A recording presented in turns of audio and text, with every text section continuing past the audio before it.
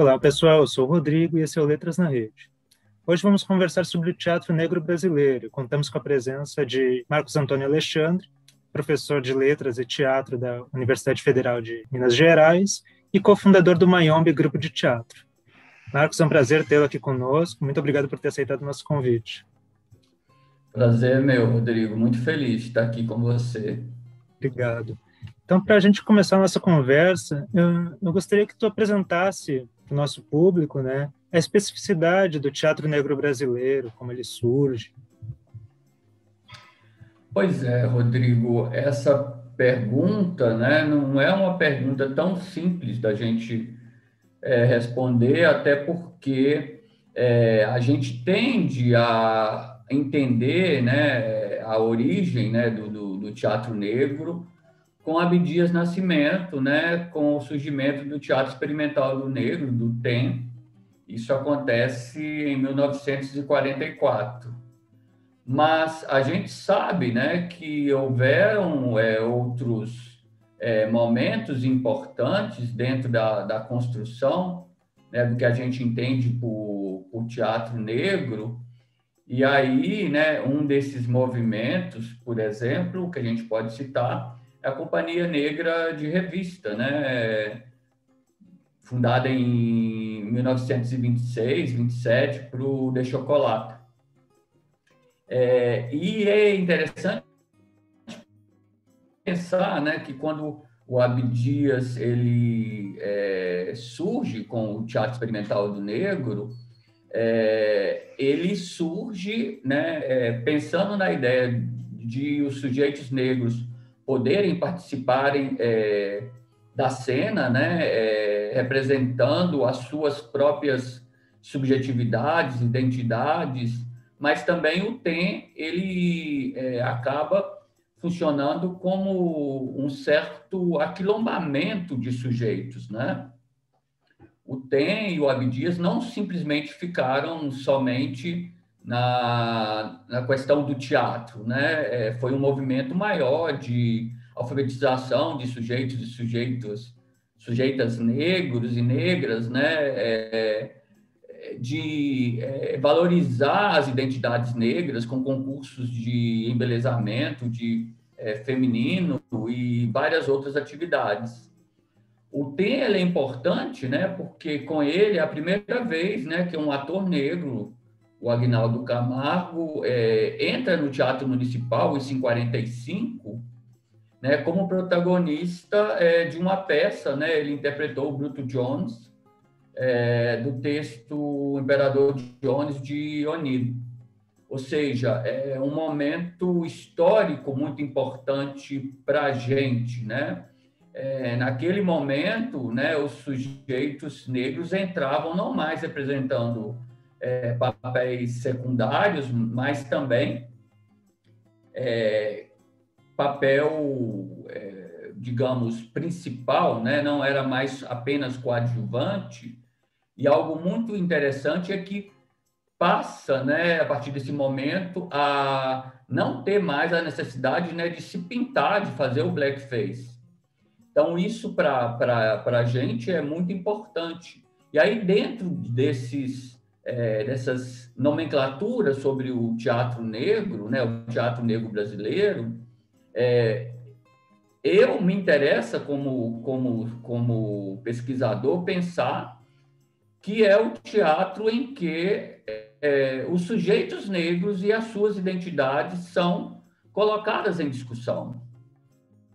Né? O teatro em que o negro é autor, é ator, representa vários papéis, várias funções. Inclusive, atualmente, a gente tem falado teatros negros, porque não dá para falar mais apenas em um teatro, em apenas uma produção teatral, até porque esse teatro ele é múltiplo, né?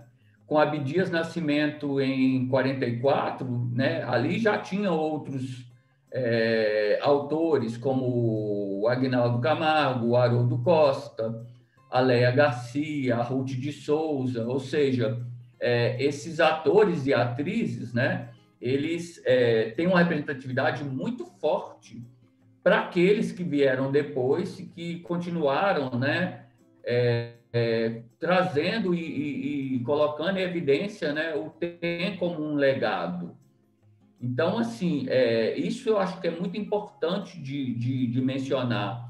Se naquele momento, né, o Teatro Experimental do Negro, ele trabalhava com textos em que se evocava a questão da religiosidade, a questão do preconceito, a questão da linguagem, né, que também é uma linguagem voltada para os negros, né? Hoje, os teatros negros, como eu já comentei aqui, eles são múltiplos, né? E eles vão para lugares outros que não dizem respeito apenas aos aspectos da religiosidade.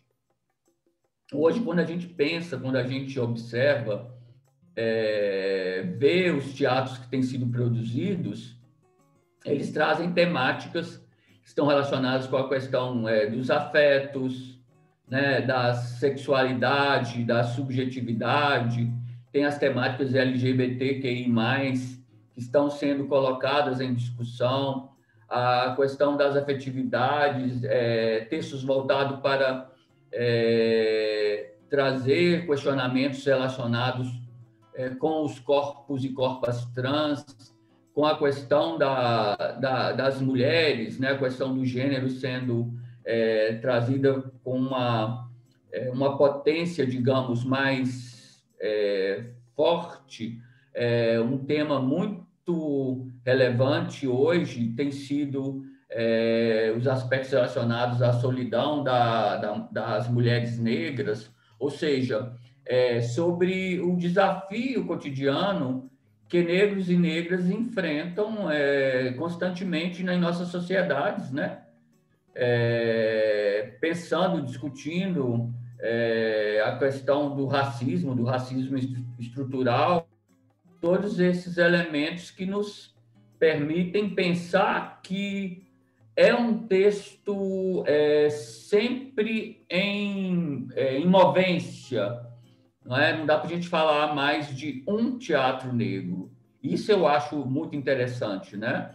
Se a Companhia Negra de Revista, né, em 1926, aí é muito importante a gente pensar e localizar a companhia no seu contexto, o que eles traziam como referências em 1926, e aí os negros sendo colocados aí em discussão, ainda que em alguns momentos com alguns aspectos em que se trabalham os estereótipos, né?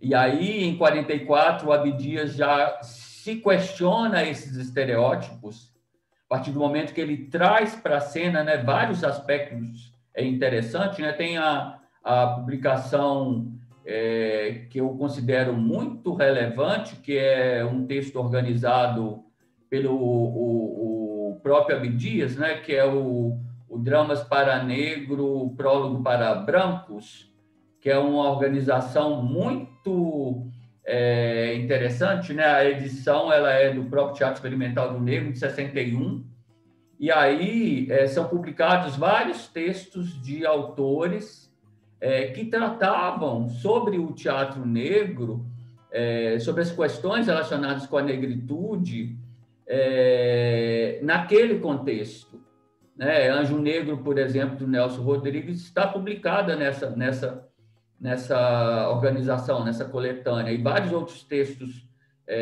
bem importantes. E aí eu sempre coloco que a importância desse texto para a gente pensar nas produções que têm sido trazidas hoje para a discussão. Sem falar que hoje, né, há no mercado editorial algumas editoras que têm publicado trabalhos relacionados, né, com a literatura afro-brasileira e com o teatro negro.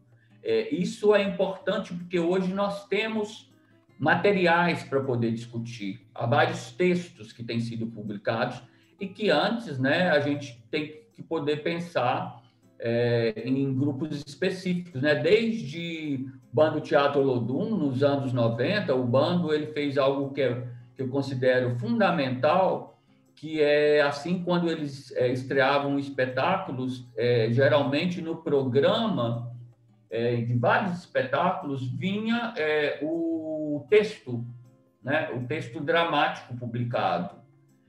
Isso eu acho muito importante, porque esses materiais funcionaram como possibilidade de leituras para pesquisadores, né? Como eu, que depois, né, viemos a investigar como funciona a relação dos teatros negros, né?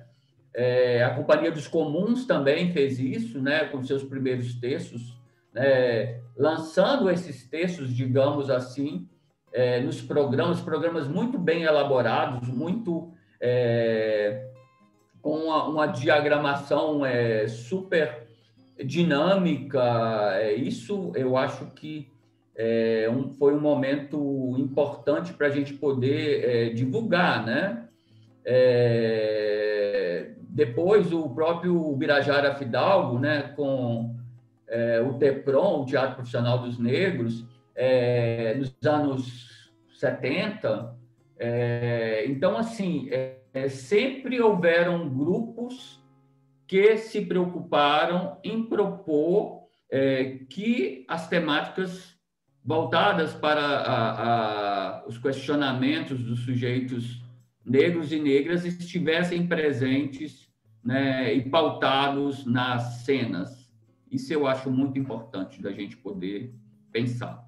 A gente pode pensar nessa produção como uma característica de uma construção coletiva, né, muito forte, de pensar esse diálogo tanto nessa tradição, né, dos teatros negros, como também com a relação com a própria preservação de uma ancestralidade, né, de pensar em trazer as raízes da cultura negra, né? Exatamente, exatamente, né? Se a gente teve, né, alguns predecessores, né, como a Companhia Negra de Revista, né, já falei, o Teatro Experimental, o Grupo dos Novos, né, de 49, liderado por Haroldo Costa, o Teatro Popular Brasileiro de 1950, por Solano Trindade, o Balé Folclórico Mercedes Batista. Isso é muito importante a gente poder pensar, porque a gente tem vários nomes, né, que nos antecederam e que nos faz pensar no que a gente tem produzido hoje, né? Se a gente pensa nos que nos antecederam, né, além do Abdias Nascimento, né, o Manuel Querino, o Xisto Bahia, né, Grande Otelo, Marlene Silva, Mercedes Batista, Ruth de Souza, Chica Xavier, Clementino Quelé, Haroldo Costa, Léa Garcia, e aí vários outros, né? Chegando a Zezé Mota, Hilton Cobra, pensando aqui em Belo Horizonte, né? Em Minas, que é onde eu me encontro, né? Adia Assunção, João Amâncio, Maurício Tizumba, Zora Santos, Rui Moreira. Ou seja, por que eu estou citando todos esses nomes?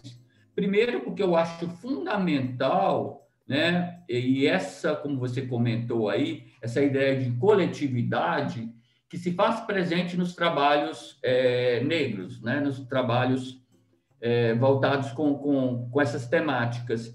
E os grupos, enquanto coletivos, eles têm, né, essa função de pensar e de fazer com que as nossas preocupações, as nossas inquietações, a nossa realidade, ela possa estar o tempo todo presente em cena. Então, se hoje a gente for mapear, né, os coletivos que têm discutido e trabalhado com os teatros negros, né, eu, por exemplo, eu teria que pensar muito, porque a gente tem vários grupos, né, citando alguns, né, o Coletivo Nega, em Florianópolis, o Coletivo Negro em São Paulo, o Grupo Cabeça Feita, da Cristiane Sobral, em Brasília, o Grupo EMU, no Rio de Janeiro, o Nós de Teatro, em Fortaleza, a Orquestra Pretos Novos, no Rio de Janeiro, e vários outros grupos, né? Aqui em Belo Horizonte eu poderia citar vários, né? O Rui Moreira com a Seraque, o coletivo Acofena, o Teatro Negro e Atitude, o Grupo dos 10, a Companhia Espaço Preto, ou seja, há muitos coletivos que têm se preocupado, né, em trabalhar essas temáticas, esses atravessamentos que nos fazem pensar na polifonia de símbolos e de signos que são corporificadas através, né, dos corpos e corpas dos sujeitos negros e negras, quando eles se colocam, quando eles aparecem em cena. Então, a gente tem essas relações que são muito latentes hoje em dia na produção de material, né? E essa produção de material também ela é importante pensar e refletir que são materiais que aparecem em várias possibilidades estéticas de representação. A gente tem, né, desde o teatro, entre aspas, mais formal, até os teatros que estão voltados para as áreas da performance, os teatros que enfocam mais a questão do ritual, né, como faz o Onissagé, por exemplo, né, na Bahia, os teatros que mesclam teatro-dança, né?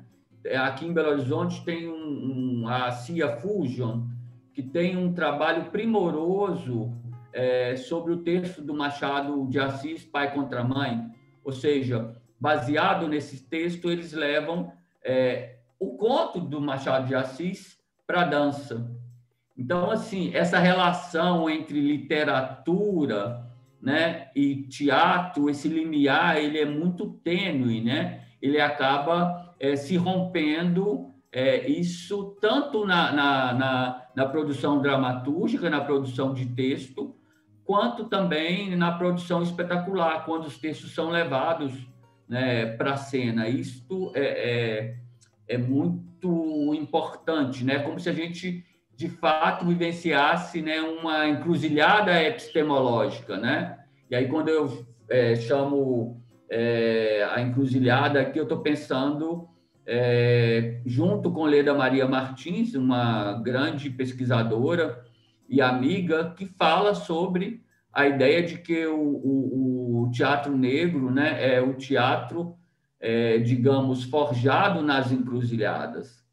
E aí é interessante pensar, porque recentemente nós temos vários movimentos que vão tratar, né, o teatro a partir dessas perspectivas, né, que eu tenho chamado de movimentos aquilombamentos, né? Em Belo Horizonte, a Segunda Preta, que na verdade é inspirada, né, no movimento que acontece em Salvador, e hoje acontece no Rio de Janeiro, acontece em São Paulo, e aí tem grupos, né, que estão à frente desses movimentos, como os Crespos em São Paulo, né, o Grupo EMU e vários outros coletivos no Rio de Janeiro, né? Ou seja, essa ideia de coletividade, ela se faz muito forte, né, entre os corpos pretos. E quando esses corpos eles cruzam e dialogam com a cena, quando o palco é mediação para que se coloque esses questionamentos, a gente tem uma potência estética e dramatúrgica bem contundente atualmente, né? Hoje, teatros negros, as dramaturgias, elas não têm apenas trabalhado a questão da dor.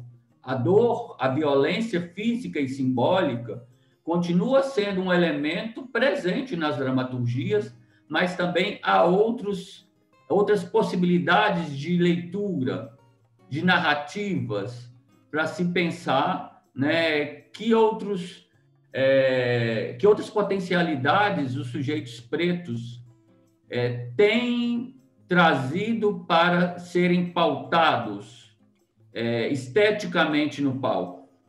Ou seja, não é mais simplesmente falar das dores, né? Mas é falar também e trazer outros elementos dos sucessos, né? Isso eu acho que é relevante, que a gente não pode deixar de mencionar, e é algo que justifica a gente ampliar a ideia, né, de um teatro negro, né? E sim de potencializar a noção de teatros negros, né? Os teatros são múltiplos, são polifônicos, e é justamente por isso, porque a gente tem a possibilidade, né, de reconhecer vários lugares de acesso em que, digamos, nós, enquanto sujeitos negros, nos colocamos diante de tudo que tem acontecido, né, no Brasil, na nação, em relação à pandemia, em relação às dificuldades que cada vez são mais se presentificam mais forte, né, na vida de todos nós. Acho que muito importante, né, trazer de pensar para essa complexidade, né, desses sujeitos, de esses vários caminhos que transbordam dessa caixa, né, que é construída em torno do sujeito negro ao longo da nossa história, nesse movimento de resistência, de rompimento. Assim, acho que o nosso público vai ter uma grande possibilidade de aprender, né, com essa conversa, com essa tua fala. E daí, para a gente fechar a entrevista, queria saber se tu tem alguma recomendações de leituras, ou de espetáculos mesmo, considerando agora com o aumento de espetáculos online, né, para algum estudante que tenha interesse em conhecer um pouco mais sobre os teatros negros. Sim, sim, tem textos bem interessantes que têm sido produzidos, né? A gente tem, eu vou citar, eu tendo a esquecer o nome dos livros, mas eu vou citar, por exemplo, o Audre Anunciação, que tem o Namíbia Não, que é um texto muito interessante, já foi publicado e a peça também já foi montada, né? O Alan da Rosa tem o Filomena da Cabula, que me interessa muito, né? O Anderson Feliciano, ele acaba de lançar o Tropeço, né? A Cidinha da Silva tem textos que ela produziu e que foram montados pelos Crespos. A Cristiane Sobral tem texto, a Dione Carlos, né? A Onissagé, a Grace Passou, que é uma atriz fantástica aqui de Minas Gerais, né? Dela tem o Vaga Carne e outros textos, né? O G de Oliveira, a Maria Chu, a Michele Matiuso. Ou seja, se as pessoas procurarem esses dramaturgos e dramaturgas, esses nomes, elas vão chegar aos textos, né? A editora Javali, que é uma editora aqui de Belo Horizonte, ela publicou alguns desses textos, né? Tem uma organização que eu participei com o Assis e o Vinícius, que chama Teatro Negro, é uma organização de textos bem interessante, que tem vários textos negros, né, que a gente considera sobre teatros negros, que foram produzidos aqui em Belo Horizonte. Tem uma coletânea que saiu ano passado, ela foi uma edição da Funarte, é um texto primoroso, Rodrigo, que agora eu me esqueci o nome. Ai, que lindo, que bom que você tem aí. Dramaturgia Negra. Essa publicação ela é imprescindível para o momento, sabe? É um texto muito importante e algo interessante de se falar é que saiu, né, a publicação em texto, né, mas ela também está disponibilizada na internet para ser baixada e lida, ou seja, a questão da acessibilidade aos textos, eu acho que isso é muito importante, né? Assim como há outras revistas, né, em que trataram a legítima defesa organizada pelos Crespos, ou seja, hoje nós temos vários materiais que podem ser encontrados para se discutir, para se estudar e para fazer com que a memória desses textos ela seja constante, né? Não dá para falar que hoje não tem material, que é uma grande falácia. Temos, sim, muitos textos excelentes publicados aí e à espera de leitores, de grupos interessados para montar e etc. Muito obrigado, Marcos, por essa conversa e acredito que a gente vai listar depois essas indicações, né, para que o pessoal possa procurar. E, mais uma vez, obrigado por ter aceitado o nosso convite, tá? Eu que te agradeço. Até mais. Um abração para você. Até mais.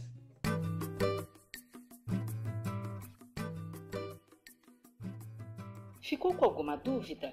Você pode deixar suas perguntas aqui nos comentários deste vídeo ou interagir com a gente nas nossas redes sociais. Todas as terças e sextas trazemos novos conteúdos para você.